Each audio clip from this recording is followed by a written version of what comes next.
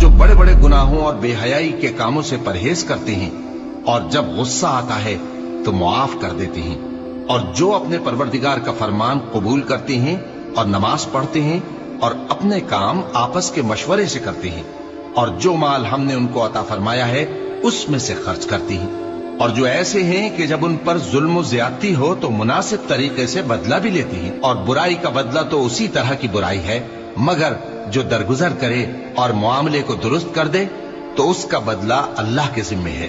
इसमें शक नहीं कि वो जुल्म करने वालों को पसंद नहीं फरमाता। और जिस पर जुल्म हुआ हो अगर वो उसके बाद इंतकाम ले ले तो ऐसे लोगों पर कुछ इल्जाम नहीं। इल्जाम तो उन लोगों पर है जो लोगों पर जुल्म करते हैं और मुल्क में नाहक फसाद फैलाते हैं। यही लोग हैं जिनको तकलीफ देने वाला अजाब होगा। और जो सब्र करे और कसूर मुआफ कर दे तो ये बड़ी हिम्मत